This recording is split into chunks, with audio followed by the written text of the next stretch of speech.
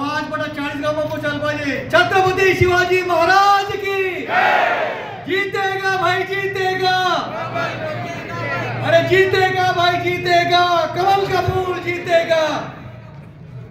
आजच्या 40गाव नगर परिषदेच्या नगराध्यक्ष पदाच्या उमेदवारी अर्ज दाखल करण्याच्या साठी आयोजित केलेल्या या सभेला आणि नामांकनासाठी निघणाऱ्या रॅलीसाठी उपस्थित असलेले व्यासपीठावर आदरणीय माजी मंत्री एम के अण्णा, माजी आमदार साहेबराव दादा, आपले सगळ्यांचे लाडके आदरणीय मंगेश दादा, आपल्या सगळ्यांच्या आग्रहा खातर पक्षाला जो निर्णय घ्यावा लागला अशा 40गाव मध्ये अत्यंत लोकप्रिय असलेल्या आपल्या नगराध्यक्ष पदाच्या उमेदवार आदरणीय प्रतिभाताई चव्हाण आणि व्यासपीठावर आसन असलेली भारतीय जनता पार्टीची प्रमुख नेते मंडळी आणि समोर बसलेली विजयाचा एल्गार करण्यासाठी समोर बसलेली भारतीय जनता पार्टीचे कार्यकर्ते, पदाधिकारी आणि मित्रांनो, आपल्या सगळ्यांना माहिती आहे 2 डिसेंबर रोजी 40गाव शहराचा पुढच्या 5 वर्षाचा फैसला करण्याच्या दृष्टीने मतदान होणार आहे।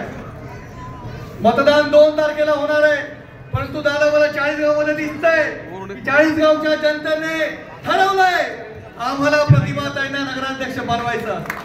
ज्या पद्धतीचा उत्साह 40गाव मध्ये येताना दिसला, ओझर पासून मी येतोय, सगळे रस्ते ट्रॅफिक जाम आहेत, कार्यालयापर्यंत पोहोचायला मला अर्धा तास लागून गेला।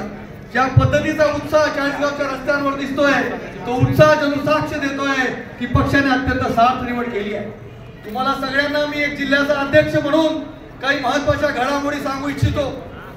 भारतीय जनता पार्टीच्या वतीने नगराध्यक्ष पदासाठी उमेदवार कोण द्यायचा म्हणून पक्षाने एक सर्वेक्षण केलं। या सर्वेक्षणामध्ये जवळपास 40,000 फोन कॉल्स पक्षाच्या वतीने केले गेले। त्यानंतर पक्षाच्या 2500 पदाधिकाऱ्यांना फोन कॉल्स केले गेले शहरामध्ये राहणाऱ्या। त्यामध्ये बूथ प्रमुख आहेत, सुपर वॉरियर आहेत, माजी नगरसेवक आहेत, आजी माजी सगळे विद्यमान पदाधिकारी आहेत, विचार परिवारातील सदस्य आहेत। अशा पद्धतीने फार मोठं सर्वेक्षण झालं आणि त्या सर्वेक्षणानंतर एकमतानं 97 ते 98% या सर्वेक्षणामध्ये एकाच उमेदवाराला पसंती दाखवली गेली आणि त्यामध्ये आदरणीय प्रतिभाताई मंगेश चव्हाण। मला तुम्हाला सांगताना अत्यंत अभिमान वाटतो की या 40गावला असा नेता लाभलाय की या नेत्याने 10 दिवस पक्षाला विनवणी करायला लावली, पक्षाला मनधरणी करायला लावली। मंगेश दादा आपल्या घरातला उमेदवार द्यायला तयार नव्हते। मंगेश दादांनी 2 कार्यकर्त्यांच्या नावाचा आग्रह धरला होता, परंतु सर्वेक्षण जे होतं एक जर सर्वेक्षणामध्ये 97% एका उमेदवाराच्या बाजूने जर दिसत असेल, सर्वेक्षणाच्या द्वारे आम्ही उमेदवारांची नावं देखील मागवली होती।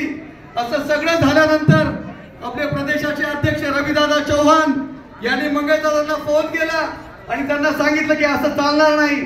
भारतीय जनता पार्टी जनतेच्या मताचा आदर करणारी पार्टी आहे आणि 40गावच्या जनतेला जर 97% जनतेला वाटत असेल प्रतिभाताईंना उमेदवारी द्यायची तर त्यांचा हा गुन्हा आहे का की त्या मंगेश दादांच्या धर्मपत्नी आहेत? असं होऊ शकत नाही। जनतेच्या ज्या भावना आहेत, जनतेने जो कौल आपल्याला सर्वेक्षणामध्ये सांगितला आहे त्या कौलाचा आपल्याला सन्मान करायला लागेल।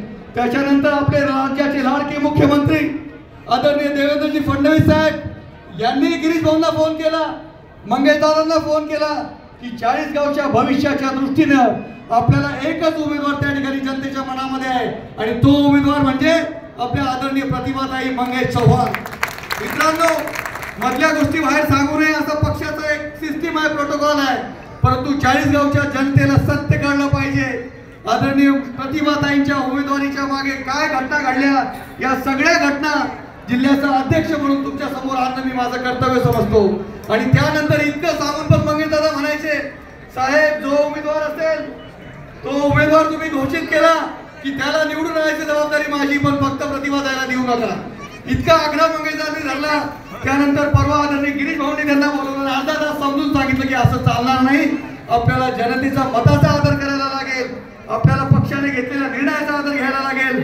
आणि म्हणून शेवटच्या क्षणापर्यंत मंगेश दादांची मनधरणी सुरू होती। 40गावची जनता अत्यंत नशीबवान आहे, त्यांना असा नेता मिळाला की जो नेता म्हणतो घरात उमेदवारी देऊ नका, दुसरीकडे उमेदवारी द्या आणि जो उमेदवार पक्ष देईल त्याला आम्ही निवडून आणू, अशा प्रकारचा मंगेश दादांचा हट्ट होता। परंतु पक्षाने शेवटी त्यांना आदेश दिले की तुमचं म्हणणं आम्ही ऐकून घेतलं, तुमचा हट्टही ऐकून घेतला, पण उमेदवार आम्ही प्रतिभाताईंना देऊ। आणि प्रतिभाताईंच्या नावाचा एबी फॉर्म घेऊन जिल्हाध्यक्ष म्हणून मला खास या ठिकाणी पाठवलं आणि म्हणून मला अत्यंत आनंद वाटतो की जनतेच्या मनातला उमेदवार भारतीय जनता पार्टीने दिलेला आहे।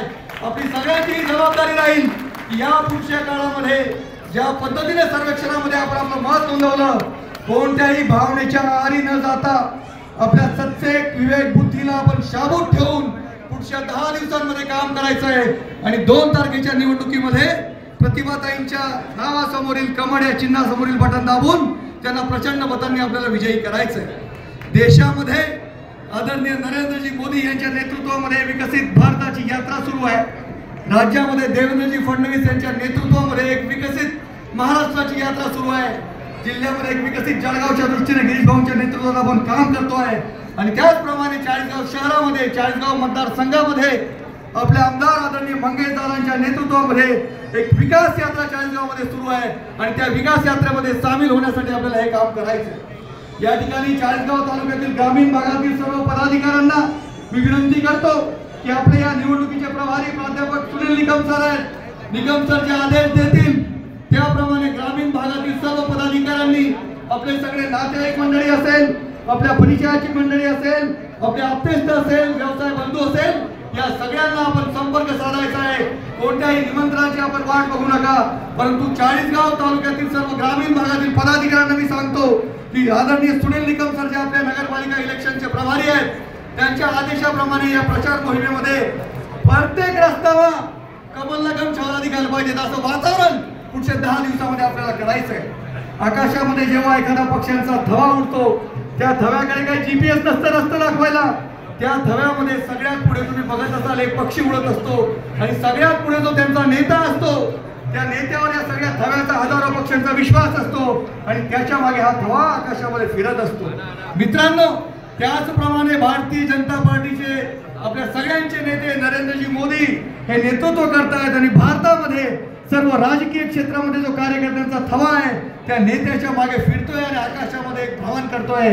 त्याचप्रमाणे राज्यामध्ये देवेंद्रजी फडणवीस आपलं नेतृत्व करतायत, जिल्ह्यामध्ये गिरीश भाऊ करतायत आणि चाळीसगाव शहरामध्ये आणि मतदारसंघामध्ये आदरणीय मंगेश दादा आपलं नेतृत्व करतायत। या नेतृत्व करणाऱ्या पक्षाच्या मागे आपल्याला एवढा मोठा थवा करायचा आहे की सगळ्यांचं लक्ष वेधलं गेलं पाहिजे। मला माहिती आहे येणाऱ्या प्रचार सभांमध्ये आपण बोलूच, आपली भेट होईल, परंतु आपल्या सगळ्यांना मी विनंती करतो की ही निवडणूक म्हणजे चाळीसगाव शहराचं पुढचं 5 वर्षाचं भवितव्य ठरवणारी निवडणूक आहे।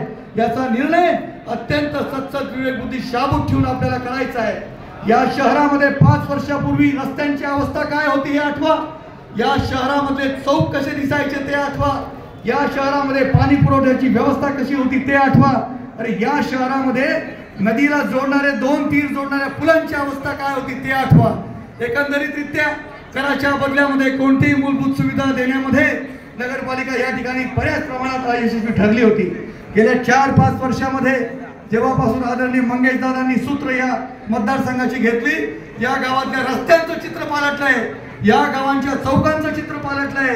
मी असं आपल्याला म्हणेन की पुढच्या 50 वर्षामध्ये या गावाच्या पाण्याची पिण्याच्या पाण्याची व्यवस्था करण्याची योजना देखील अंतिम टप्प्यामध्ये मंगेश दादांनी आणून ठेवली आहे। म्हणून मित्रांनो, हे आपल्या मूलभूत सुविधांच्या विषयी असलेली ही निवडणूक आहे।